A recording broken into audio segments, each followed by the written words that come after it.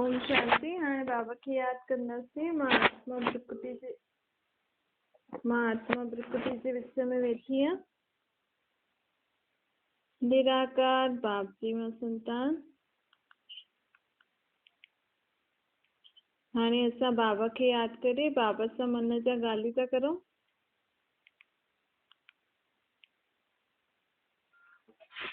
बाबा के जेको भी कुछ ॿुधाइणो हुजे ॿुधाए छॾो।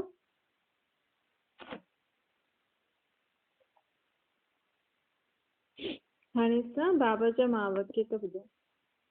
ओम शांति। अॼु मिठा मिठा श्री बाबा ब्रह्मा जी तन द्वारा चवनि था, मीठे मीठे ॿार बाप संगम युग ते परमधाम मां ईंदा आहिनि। परमधाम असां आत्माउनि जे रहण जी स्थान। हिते असां आत्माऊं शरीर वठी करे पाठ वॼायूं। असल में असां आत्माऊं केरु आहियूं? पाठधारी आहियूं। ये देह रूपी वस्त्र वठी करे असां हिन सृष्टि ते पाठ था वॼायूं। कॾहिं खां? सतयुग खां 5000 साल थी विया आहिनि असांखे हिते पाठ वॼाईंदे वॼाईंदे। त हिन समय हाणे वरी खां नयो पाठ वॼाइण जो शुरू थियण जो समय आहे। सुख जो पाठ वॼाइण जो समय हाणे अचण वारो आहे। हाणे दुख जो पाठ पूरो थियो। 2 युग असां मथे जॾहिं हुयासीं न त मथां खां हेठि आयासीं त सत्युग त्रेता में सुख जो पाठ वॼायासीं। पोइ द्वापर कलयुग में दुख जो पाठ वॼायो। हाणे कहिड़ो समय थो हले? हाणे वापसि खां सुख जो पाठ वॼाइण लाइ बाबा असांजे अंदरि शक्तियूं गुण सम्झ भरण आयो। बाबा असांखे ज्ञान ॾियण आयो आहे कि जीवन में सुख जो पाठ कीअं वॼाइणो आहे। हिन समय मनुष्यनि खे सभु सुविधायूं बि आहिनि। केॾी सारी टेक्नोलॉजी दुनिया में वधे थी, केॾी सारी दुनिया अॻियां वधे थी, त बि दुख घटि नथो थिए। माण्हुनि खे इहे सम्झ न आहे कि एॾी सारी टेक्नोलॉजी, एॾी सारी सुठी चीज़ुनि खे असां सुख जे लाइ ई कीअं यूज़ करूं। माण्हू सुख जे लाइ त ठाहे थो, लेकिन मनुष्य आत्मा हुनखे दुख ॾियण जे लाइ बि यूज़ थी करे। त बाबा हाणे असांखे हर हिकु जीवन में हर समय सुख जो पाठ कीअं वॼायूं, दुख जो नाम निशान न हुजे, अहिड़ी सम्झ असांखे ॾियण आयो आहे। हिन करे बाबा चए थो हाणे मां सुख जो सागर हर 5000 साल में हिकु बार हिन संगम युग ते कलयुग जे अंत सतयुग जे आदि जे विच जे समय ते अची करे तव्हांखे सुख जो पाठ कीअं वॼाइणो आहे इहो तव्हांखे सेखारींदो आहे। मनुष्य आत्माउनि खे जीवन में सुख कीअं अनुभव थिए। छो जी भले घर में बि सभु कुझु चीजूं आहिनि, सभु संबंधी आहिनि, लेकिन अलाए कहिड़ी कहिड़ी दुख जी ॻाल्हियूं सोचण में मनुष्य आत्मा खे मज़ो ईंदो आहे। सुख जे समय बि, ख़ुशियुनि जे समय बि मनुष्य आत्मा कोई न कोई दुख जी ॻाल्हि कढी वेही रहंदी आहे, कंहिंजे न कंहिंजे बारे में सोचदी रहंदी आहे। त उहो दुख जो पाठ थी वियो न। कम से कम जॾहिं असां सुख जो पाठ वॼायूं था तॾहिं त सुखी रहूं, तॾहिं त असां दुख जी कोई ॻाल्हि न यादि करूं न। त इहो बाबा असांखे सम्झ ॾियण आयो आहे। बाबा चए थो हाणे मां तव्हांखे ऊच ते ऊच ज्ञान ॾेई करे तव्हांखे सुख स्वरूप ठाहिणु आयो आहे। तव्हांजे जीवन खे सुख सां भरपूर करणु आयो आहे। इहो ज्ञान मां हिन साधारण ब्रह्मा जे तन में अची करे ई ॾींदो आहे। जॾहिं सभु मनुष्य आत्मा जीवन में सुखी रहण सिखी वेंदियूं आहिनि त इहा दुनिया स्वर्ग ठही वेंदी आहे। हाणे बाबा चए थो कि पंहिंजे खे आत्मा सम्झी करे मूंखे निराकार रूप में यादि करो। मां पतित पावन आहियां न। मां गैरेंटी थो करां कि मूंखे यादि करण सां, मुंहिंजी मत ते हलण सां तव्हांजे जीवन में सुख ऐं शांति ज़रूरु ईंदी। मनुष्य खे अॼुकल्ह 2 ई चीजूं खपनि न, सुख बि खपे त शांति बि खपे। जिते सुख शांति हुजे उते ख़ुशियूं त आपे ई ईंदियूं, लेकिन सुख शांति कीअं ईंदी आहे? पवित्रता सां। हाणे मनसा वाचा कर्मणा पवित्र रहो त तव्हांजे जीवन में सुख शांति आपे ई अची वेंदी। बाबा चए थो मां हिन ब्रह्मा जे तन में अची करे तव्हांखे इहो ई ज्ञान ॾियण आयो आहे। हिन समय मनुष्य आत्मा में कोई ताक़त न रही आहे। वो ताक़त भरण लाइ मां तव्हांजी हिन दुनिया में आयो आहियां। हिन समय मनुष्य आत्मा में भी ताक़त न आहे, प्रकृति में भी ताक़त न आहे। कहिड़े बि तत्व में ताक़त न आहे, सभी हिकु तरीक़े सां तमो प्रधान थी वियूं आहिनि। मनुष्य खे देवता ठाहिण जी सर्विस मां हाणे करण आयो आहियां, तव्हांखे बि मुंहिंजो हिन में मददगार ठाहिणो। दुनिया में माण्हू केॾा सारा कम था करनि, लेकिन हिते भॻवानु अची करे कहिड़ो कमु थो करे? कलयुगी मनुष्य खे सतयुगी देवता ठाहिण जो कमु थो करे। दुनिया में अनेक प्रकार जी मतियूं आहिनि, त उन्हनि जो शो केतिरो आहे? जेके अलॻि अलॻि मतियूं, जेके अलॻि अलॻि फील्ड दुनिया में हले थी, शो केॾो ज्यादा आहे।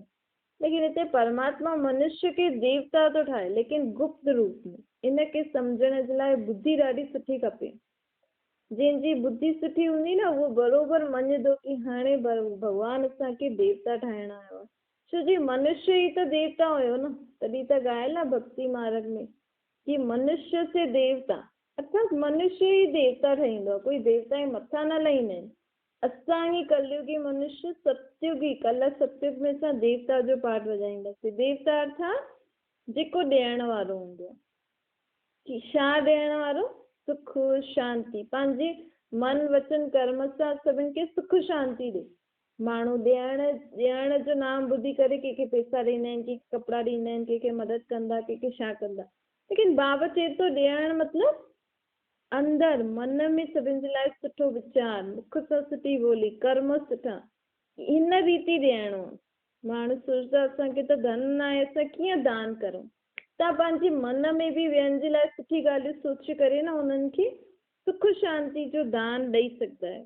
देवता अर्थात ॾियण वारा, कुझु बि कंहिंखे न कंहिंखे ॾियो, कंहिंखे बि ख़ाली हथ न मोकिलियो। अगरि तव्हां, बाबा इहे नथो चए स्थूल चीजूं ॾियो, बाबा चए थो कंहिंखे ख़ुशी ॾियो, कंहिंखे शांति ॾियो, कंहिंखे सुख ॾियो, पंहिंजी बोल कर्म या सोच सां। हाणे मूंखे यादि करे पंहिंजे विक्रम खे विनाश करो, त ई तव्हां पवित्र दुनिया में हली सघंदव।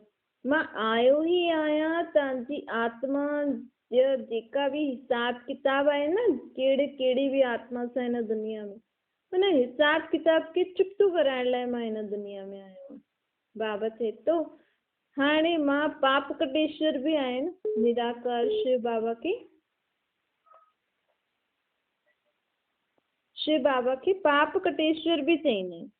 शिव बाबा में एतिरी शक्ति आहे कि असां हाणे अगरि शिव बाबा खे निराकार रूप में यादि कंदासीं न, त हाणे मां आत्मा पंहिंजे जन्म जन्मांती पापनि सां मुक्त थी सघंदी आहे। माण्हू पंहिंजे पापनि सां मुक्त थियण लाइ केॾो कुझु कंदा आहिनि न, लेकिन हिते असां जे शिव बाबा जो अलॻि अलॻि नाम आहे न, पाप कटेश्वर आहे, बबुलनाथ आहे, अलाए कहिड़ा कहिड़ा नाम आहिनि। बाबा में न हर हिकु शक्ति आहे, हर हिकु गुण जेको आहे, शक्ति जेकी आहे न, हुनजा अलॻि अलॻि नाम रखिया आहिनि। जीअं पाप कटेश्वर मतिलबु परमात्मा जी यादि सां असां आत्माउनि जा पाप कटी सघंदा आहियूं। लेकिन तरीक़ो छा आहे? परमात्मा के निराकार रूप में यादि करूं, पंहिंजे खे आत्मा सम्झी करे, ऐं ये संकल्प करूं, सोचूं कि बाबा खे यादि करण सां मुंहिंजे जन्म जन्मांतर जे पापनि सां मां मुक्त थी थींदी वञा। ये सोचे करे असां जॾहिं बाबा खे यादि कंदासीं न, त बरोबरि असांजा पाप कटिजंदा वेंदा। बाबा इन करे त चए थो कि मां तव्हांजो पीउ आहे न, तव्हांखे महिनत नथो करायां। हाणे भक्ति मार्ग में माण्हू ॾाढी महिनत कई आहे, लेकिन हाणे मां तव्हांखे महिनत मुक्त प्राप्ति कराइण आयो। कहिड़ी सिर्फ़ महिनत करणी आहे? पंहिंजे हिन देह भान खे भुलिजी करे मूंखे निराकार रूप में यादि करणो आहे, पंहिंजे पाण खे आत्मा सम्झी करे। इहे त महिनत करणी पवंदी न, बाप खे त यादि करणो ई आहे। ऐं हिन में महिनत छा आहे? आहियूं ई असां आत्मा न, असुल में आत्मा हिन शरीर खां न्यारी आहे। ये त हाणे असां पंहिंजे पाण खे भुलिजी, सत्युग में असांखे यादि हुयो मां आत्मा आहियां, तॾहिं सत्युग में कहिड़ी बि प्रकार जो दुख न हुयो, आत्मिक शक्ति हुई सत्युग में। जॾहिं खां असां पंहिंजे पाण खे देह सम्झी वेठा आहियूं न, त देहिक शक्ति खे तव्हां यूज़ करो। देह में शक्ति कॾहिं ईंदी? जेसिताईं आत्मा न ईंदी देह में शक्ति ईंदी न। जेसिताईं शरीर खे रोटी न खाराए तंहिंमें शक्ति ईंदी न। चईं मां सुबुह खां कुझु न खाधो आहे, बसि हाणे त मुंहिंजो शरीर नथो हले, मूंखे रोटी खाइणी आहे। लेकिन हलाइण वारी त आत्मा आहे न। हाँ, शरीर के भी ॾियणो उहो अलॻि ॻाल्हि आहे, शरीर खे बि असां ॾेई सघंदा आहियूं। लेकिन अगरि आत्मिक शक्ति हूंदी आहे न, त मनुष्य आत्मा केतिरा ॾींहं बि बिना खाए बि हली सघंदो। तो वो आत्मिक शक्ति उनखे हलाईंदी आहे। बाबा ये नथो चए कि तव्हां शरीर देह खे कुछ खाराए न।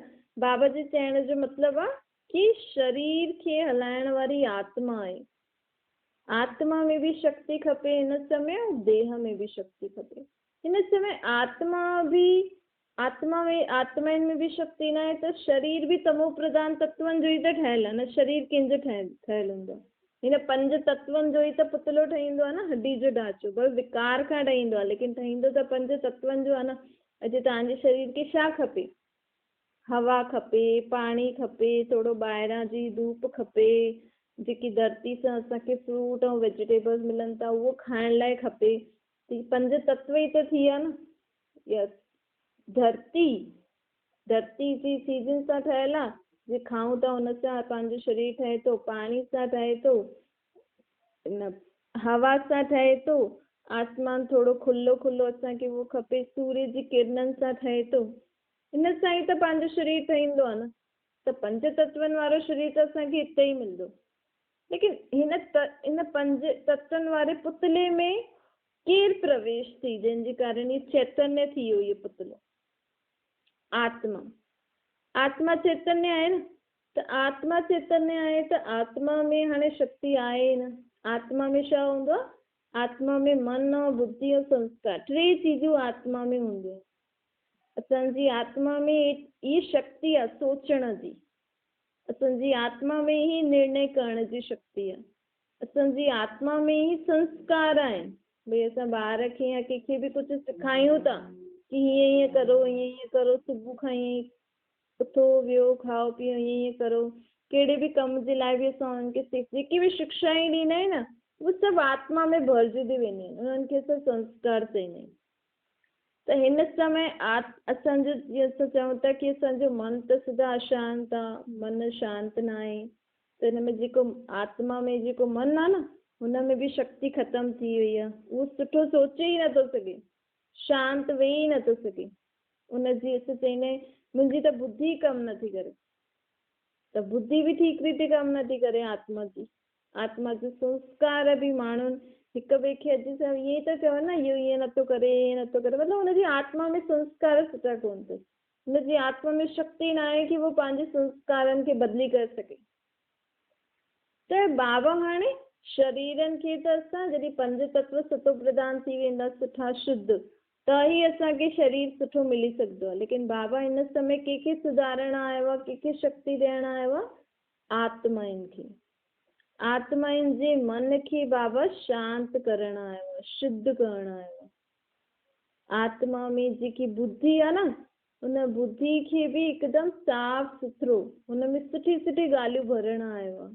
शुद्ध सचियूं ॻाल्हियूं आत्मा जी बुद्धि में बाबा भरण आयो आहे। बाबा पंहिंजे असांजी आत्मा जो संस्कार परिवर्तन करण आयो आहे। छो कि हिन समय असांजो संस्कार विकारनि जे वश थी विया आहिनि न।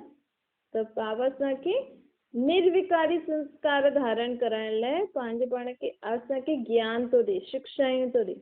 ऐं बाबा चए थो जेतिरो जेतिरो स्वयं खे आत्मा सम्झंदो ऐं मूंखे निराकार रूप में यादि कयो न, त मूं में जेकी शक्ति आहे न, उहो तव्हांजी आत्मा में अची वेंदी। मुंहिंजो मन जीअं शुद्ध आहे, उहो ई तव्हांजो मन सदा शुद्ध रहंदो। मुंहिंजी बुद्धि जीअं सुठी आहे न, उहो ई तव्हांजी बुद्धि बि थी वेंदी, तव्हांजी आत्मा जी बुद्धि। मुंहिंजा जेका संस्कार आहिनि, सभिनि जे मथां दया, कृपा, क्षमा, सुठो सोचणु, सभिनि खां ज्यादा सुठो सोचणु, इहे बि संस्कार हूंदा आहिनि। हालांकि सोचंदो मन आहे, लेकिन संस्कार सोचदे सोचदे उहो संस्कार ठही वेंदो आहे न, सुठो सोचण जो। त बाबा खे यादि करण सां असां में उहे संस्कार भरिजंदा वेंदा, सभिनि जे लाइ सुठो सोचणु। त हाणे बाबा खे सॼे शरीर खे रोटी पाणी ॾियण लाइ असां ॾियूं था, लेकिन आत्मा खे अगरि असांखे शक्तिशाली ठाहिणो आहे त आत्मा जो पी परमात्मा खे घड़ी घड़ी यादि करे आत्मा में असांखे शक्ति भरणी आहे। त इहो कमु हाणे बाबा असांखे सेखारणु आयो आहे। इनखे ई राजयोग चइबो। बाबा चए थो इन करण सां न तव्हांजी आत्मा शुद्ध थी वेंदी। ऐं जॾहिं आत्मा शुद्ध सुठी थी वेंदी आहे त आत्मा जा कर्म सुठा थी वेंदा। आत्मा जा कर्म सुठा थी वेंदा त दुनिया में सभु रूहानी आत्मिक स्नेह सां, आत्मिक शक्ति सां सभु कमु थी वेंदो। ऐं जिते आत्मिक स्नेह आत्मिक शक्ति हूंदी आहे न, पोइ हुते वातावरण प्रकृति सभु सुठी थी वेंदी। प्रकृति खे पंज तत्वनि खे बि बिगाड़ण वारो त असां ई मनुष्य आत्मा ई आहियूं न। त जॾहिं मनुष्य आत्मा सुधरी वेंदी, मनुष्य आत्मा में परमात्मा जी शक्ति अची वेंदी, त मनुष्य आत्मा जा कर्म सुठा थींदा, त प्रकृति दुनिया बि सुठी थी वेंदी न। त परमात्मा करण करावनहार हिकु तरीक़े सां असांखे सुठा कर्म बि थो सेखारे असांखे। बाबा चए थो जेको माण्हू चईंदा आहिनि न कि भॻवानु सभिनि जे अंदरि भॻवानु आहे, सभु आत्मा सो परमात्मा, आत्मा सो परमात्मा न थींदी आहे। भॻवानु सर्वव्यापी न आहे, तव्हां में ऐं असां में भॻवानु न आहे, लेकिन तव्हां में ऐं असां में पंहिंजी पंहिंजी आत्मा आहे। परमात्मा पंहिंजा गुण शक्तियूं असांखे ॾे थो, त जेकी आत्मायूं जॾहिं हुन परमात्मा वांगुरु थी वेंदियूं, लेकिन परमात्मा त अलॻि रहंदो, असां हुन जहिड़ियूं थी वेंदासीं। आत्मा परमात्मा न थींदी आहे, लेकिन आत्मा परमात्मा जहिड़ी थी वेंदी आहे। हुनमें संस्कार स्वभाव शक्तियूं परमात्मा जहिड़ी अची वेंदी आहे। आत्मा परमात्मा जो रूप हिकु जहिड़ो आहे, हाणे बि रूप हिकु जहिड़ो आहे, लेकिन हाणे असां तमो प्रधान आहियूं, परमात्मा जी आत्मा सदा शुद्ध आहे। त असांखे हुन शुद्ध परमात्मा खे यादि करे ख़ुदि खे बि शुद्ध शक्तिशाली ज्ञानवान गुणवान ठाहिणो आहे। त आत्मा पंहिंजे संस्कार स्वभाव में परमात्मा जहिड़ी थी सघंदी आहे, लेकिन परमात्मा न थी सघंदी। ऐं हुन में बि सभिनि खां ज़्यादा कहिड़ी आत्मा हूंदी? कृष्ण जी आत्मा। कृष्ण जी आत्मा कंप्लीट, जेकी बि परमात्मा में शक्तियूं गुण ज्ञान आहे न, उहो स्वयं में हुन धारण कयो ई, तॾहिं कृष्ण खे भॻवान जे रूप में पूजनि था। हालांकि उहो त देहधारी आहे, भॻवान त न आहे, उहो त देवता आहे, लेकिन हुन वो पहिरीं आत्मा आहे जे परमात्मा जी सर्व शक्तियूं गुण ऐं ज्ञान पंहिंजे अंदरि धारण करे छॾियो, त उहो परमात्मा जहिड़ो थियो, परमात्मा न थियो, भॻवान न थियो, लेकिन भॻवान जहिड़ो। जीअं हिन बि दुनिया में बि आहे न, कई ॿार माउ पीउ जहिड़ा हूंदा आहिनि, लेकिन उहो माउ पीउ जी पद थोरी प्राप्त करे सघंदा आहिनि। माउ पीउ त अलॻि ई थी विया न। हा, ईअं थोरी चईंदो कि इहो ई फलानो आहे न, इहो पंहिंजे पीउ माउ जहिड़ो आहे, इहो फलाने जहिड़ो आहे। ईअं ई आत्मायूं परमात्मा जहिड़ियूं संस्कार स्वभाव शक्तियूं पंहिंजे अंदरि धारण करे सघंदियूं आहिनि। ऐं उहो हाणे जो ई समय आहे, छो जो हिन ई समय परमात्मा मथां परमधाम खां हेठि लहींदो आहे ऐं ब्रह्मा जे तन में अची करे असांखे स्वयं जो ई परिचय ॾींदो आहे कि हाणे मूंखे हिन रीति यादि करो, मूं में इहो सभु आहे, मां तव्हांखे इहो सभु ॾेई सघंदो आहियां। उन जे लाइ असांखे तरीक़ो बि ॿुधाईंदो आहे। बाबा चए थो कि हाणे मां तव्हांखे कुझु छॾण लाइ नथो चवां, मां चवां थो घर गृहस्थ में रही करे सिर्फ़ु जेको यादि करण जो तरीक़ो आहे न असांखे, असांजे भॻवान खे, ॾिसो असां भॻवान कॾहिं बि असांखे सम्झो कंहिंखे शांती खपे, कंहिंखे निर्भयता जी शक्ति खपे, कंहिंखे पंहिंजा विघ्न विनाश करणा हुजनि, त अलॻि अलॻि देवियूं देव खे यादि कंदा आहिनि। संतुष्टता जे लाइ संतोषी देवी खे यादि कंदा, महावीरता जे लाइ हनुमान खे यादि कंदा, निर्विघ्न थियण लाइ गणेश खे यादि कंदा, या कोई देवी खे कहिड़ी शक्ति जे लाइ गुण जे लाइ यादि कंदा, इहे सभु धन जे लाइ लक्ष्मी खे यादि कंदा। त बाबा चए थो ॾिसो तव्हां पंहिंजी बुद्धि खे केॾो भटकायो अथव। अगरि असांखे कहिड़ी बि शक्ति या कहिड़ो बि प्राप्ति करणी हुजे त माण्हू चवंदो आहे हा शीतला देवी खे पूजो त तव्हांजे उनजो उहो कुझु थींदो आहे न शरीर में चिकन पॉक्स वग़ैरह, त उहो ठंडी कंदी आहे, उहो माता ठंडी कंदी, त हुन लाइ हुन देवी खे यादि कंदा।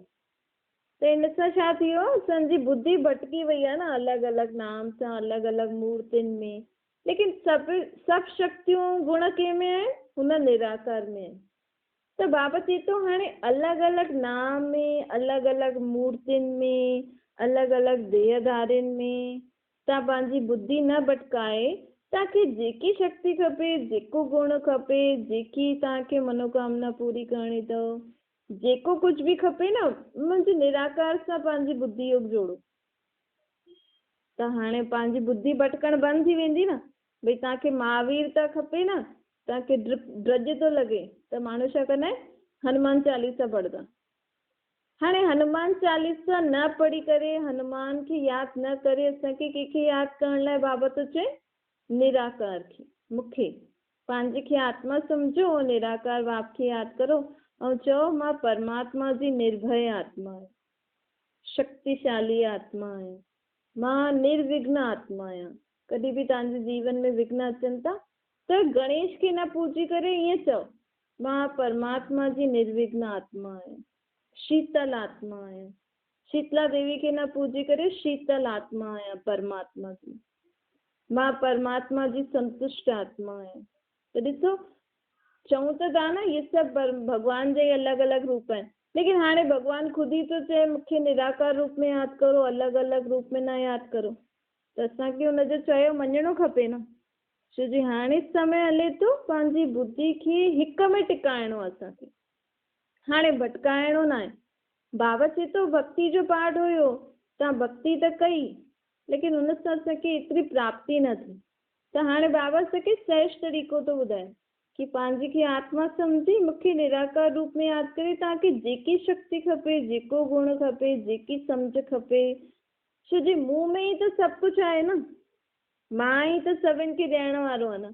हाणे मां चवां थो कि मूंखे डायरेक्ट यादि करो त असांजो समय बि बची वेंदो, ख़र्चो बि बची वेंदो।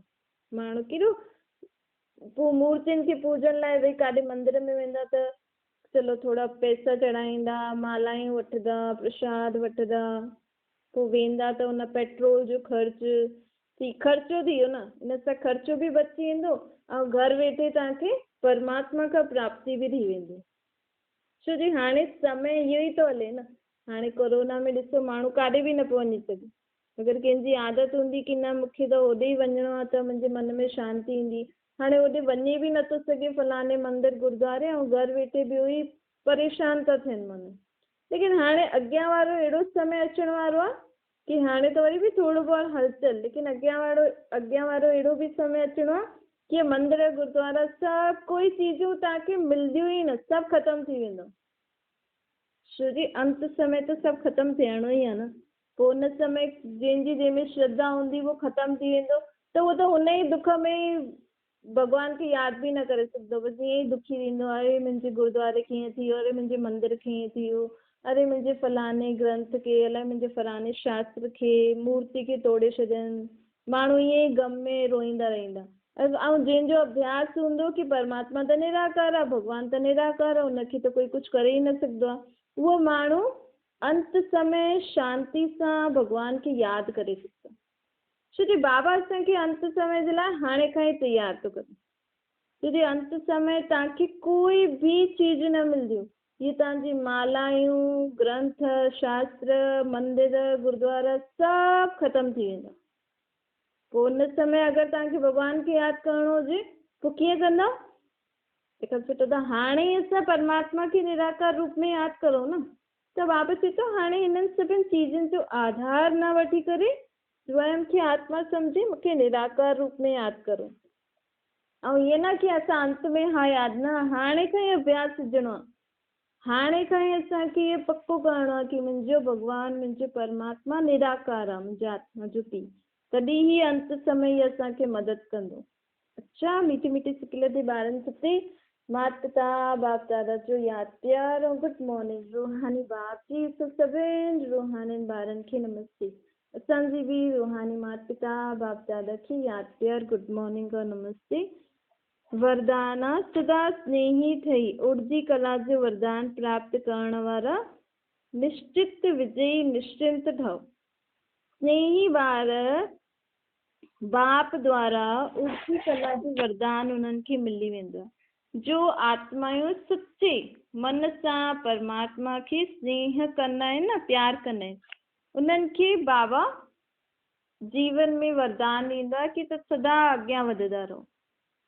बाबा चईंदा आहिनि उड़ती कला द्वारा तव्हां सेकेंड में कहिड़ी बि परिस्थिति खे पार करे सघंदा।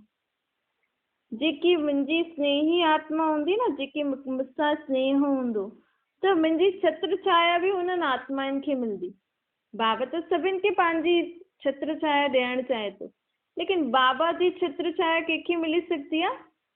जेकियूं परमात्मा खे स्नेह कंदियूं, निराकार रूप में उन सां स्नेह रखंदियूं, हुन रूप सां हुन स्नेह रखिणो आहे। देहदारी रूप सां स्नेह न रखिणो आहे। त बाबा चए थो जेकी स्नेही आत्मा हूंदी न उहा महिनत खां मुक्त हूंदी, वो सिर्फ़ बिना कुछ संकल्प अञा जीवन में कुछ खपे बिना सोचजे भी उनखे सब कुछ प्राप्त थी वेंदो। छो जी असांजे मन में सदा परमात्मा जे लाइ स्नेह हूंदो न त परमात्मा असांजी छत्र छाया पंहिंजी छत्र छाया में असांखे पालंदो। त कोई भी चीज असांखे खपंदी हूंदी न वो पहिरियों ई असांखे मिली वेंदी। एतिरी परमात्मा स्नेह में शक्ति आहे। स्लोगन आहे नथिंग न्यू जी स्मृति द्वारा सदा अचल रहो त ख़ुशी में नचंदा रहंदा। बाबा चए थो ये 5000 साल जो जेको ड्रामो आहे न ये फिरंदो ई रहंदो आहे, हिन में कुझु नयो न आहे। हाणे जीअं पाण वेठा आहियूं, पाण ॿुधूं था, जाॾे बि वेठा आहियूं, 5000 साल पहिरियों बि ईअं ई ॿुधूं पिया, 5000 साल पोइ वरी ईअं ई ॿुधंदासीं, कोई नई ॻाल्हि न आहे। अगरि इहा ॻाल्हि ॿुधी में वेही रहंदी न त पाण पंहिंजे जीवन में कॾहिं बि दुखी न थींदासीं, हलचल में न ईंदासीं, कहिड़ी बि ॻाल्हि में सदा अचल रहंदासीं ऐं ख़ुशियुनि में नचंदा रहंदासीं। त हाणे असांखे कहिड़ो पाठ पको करिणो आहे? नथिंग न्यू जो, कोई नई ॻाल्हि न आहे, सदा हमेशह ईअं थींदो रहंदो आहे।